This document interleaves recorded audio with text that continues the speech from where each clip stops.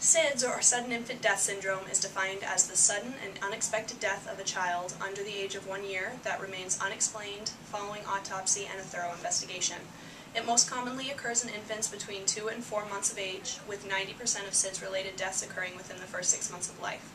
The incidence of SIDS has decreased by more than 50% with the development of the Back to Sleep campaign in 1994, yet despite initial success of the program, the number of children being placed on their backs to sleep plateaued in 2001. In 2012, research showed that out of 3,136 infant deaths resulting from SIDS, only 25% of infants were sleeping in a crib or on their backs when they were found. Nearly 70% were on a surface not intended for infant sleep, such as an adult bed, and 64% of infants were sharing a sleep surface. It is of utmost importance that new parents understand the risk factors and preventative measures for SIDS. In the following video, we will examine a number of teaching opportunities to educate a new set of parents on SIDS and its risk factors, as well as steps that they can take to prevent SIDS from happening.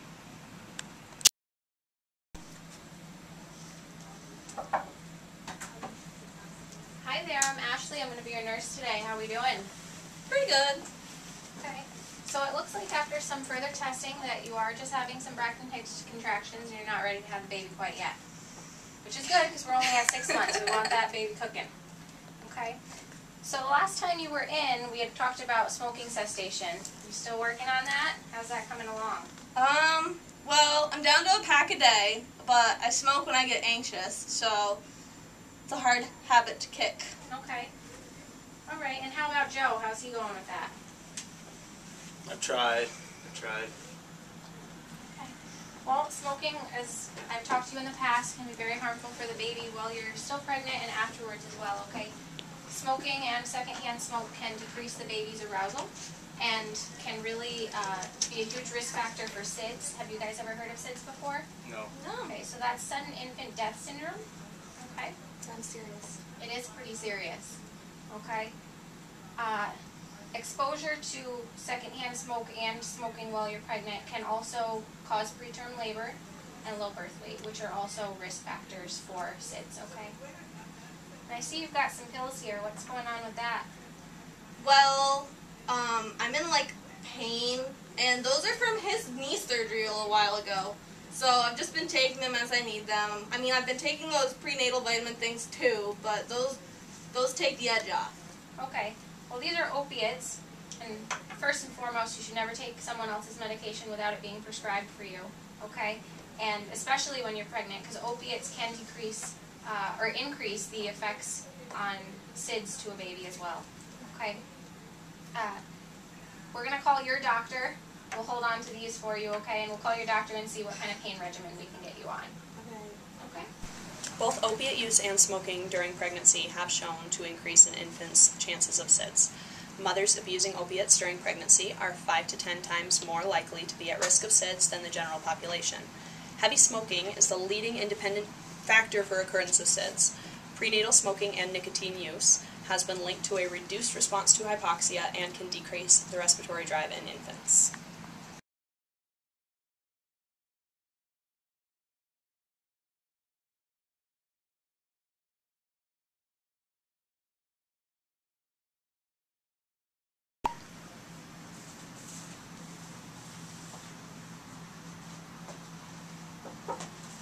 Hi there. Hi. Looks like you had a beautiful, healthy 7-pound baby girl. Yep. Boy, does she have a lot of stuffed animals already. Yeah, our parents brought those around, and I didn't want her to get lonely, so I just stuffed them in there. Okay, well, we're going to take them out because it's actually really important that your baby sleeps alone in her crib. Okay, and you also have her on her stomach, and we really want her to be on her back. There should be nothing in the crib with the baby but her fitted sheet, okay? Well, I heard her choking, and so I put her on her stomach because I thought it would help. Okay, well, if she's coughing, that's good. It means that she's moving any secretions that she has in her lungs. Okay? So we want to keep her on her back like this. Alright. Okay? That'll also help reduce the risk of SIDS that we had talked about when you came in last time with those Braxton Hicks. Okay? Now, what about if she rolls over onto her belly on her own? Do I need to wake her every time that happens? You won't need to wake her every time. She won't start rolling over on her own probably until she's about 4 to 6 months old, okay? And if she is able to roll over at that time, she can move herself, you know, kind of back to belly there. And if she's doing that, she's also probably able to lift her head as well at that point where she's not at quite as big a risk, okay?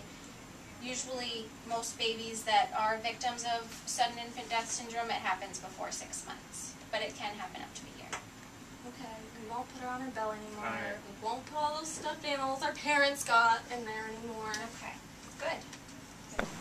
In regards to safe sleep guidelines, the baby should always be placed on its back, or supine, to sleep.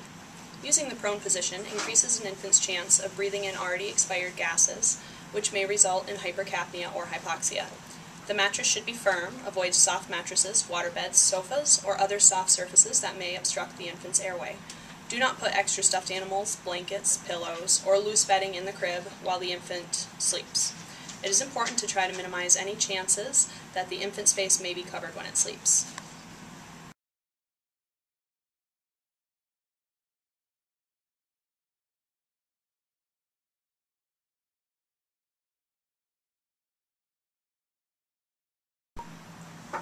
Hi there. Sorry to wake you.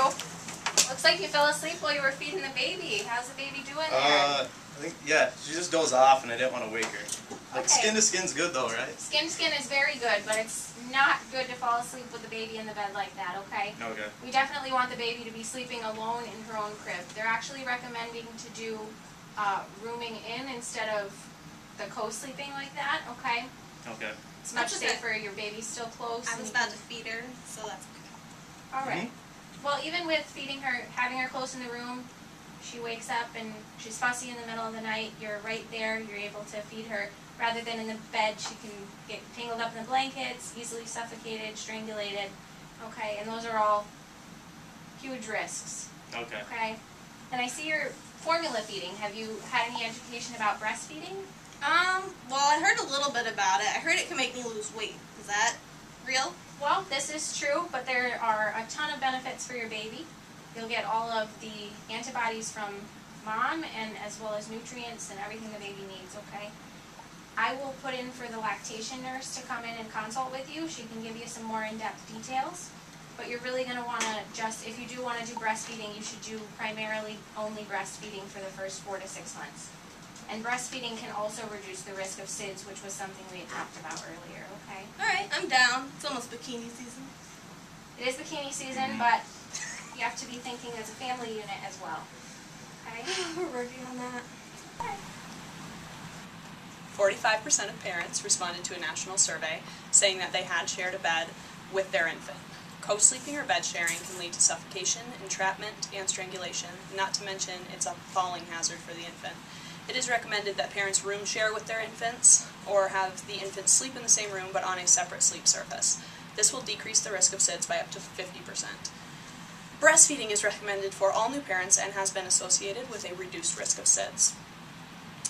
Breastfed infants are more easily aroused from sleep than formula-fed babies and have a decreased incidence of upper and lower respiratory infections and other infectious diseases that correlate with an increased risk of SIDS. The largest study on the subject to date showed that exclusive breastfeeding at 1 month of age reduced the risk of SIDS by half.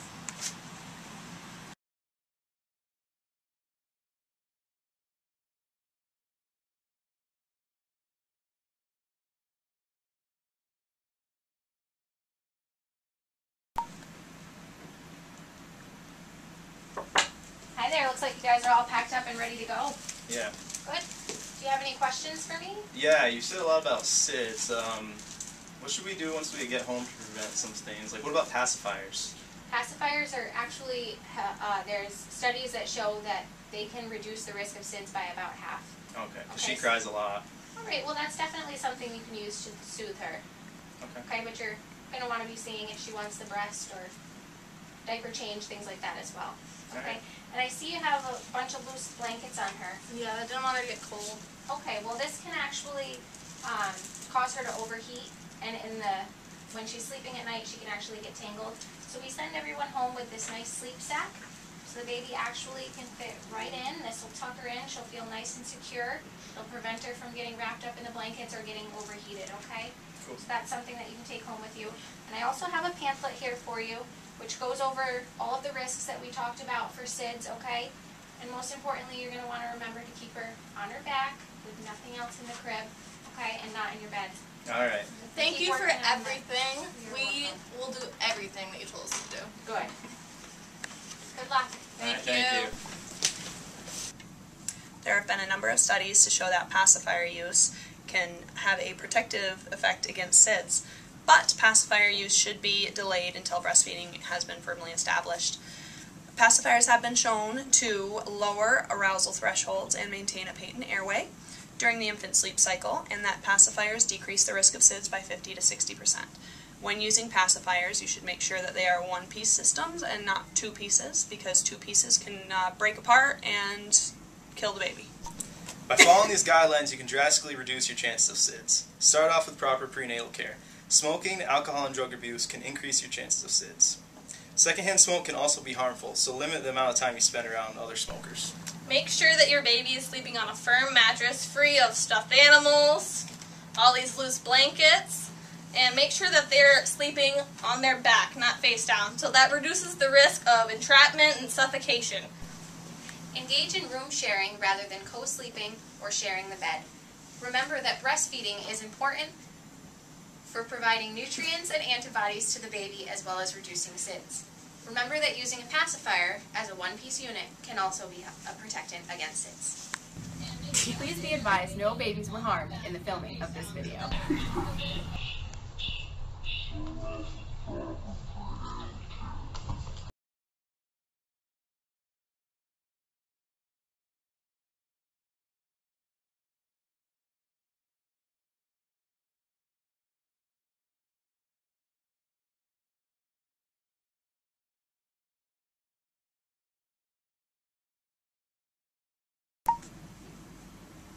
There have been a number of studies to show that pacifier use... Nope, see, I'm so bad. And they can give you some more in-depth details about that. But in the meantime, what you're going to want to do... Alcohol abuse, smoking, and drug use. want them to be in their crib with only the sheet on their back. No Okay. stuffed animals. No stuffed animals. We'll have to let Mom know.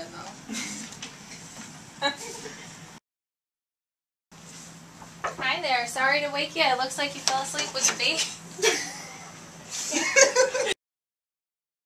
Don't let your baby die of SIDS.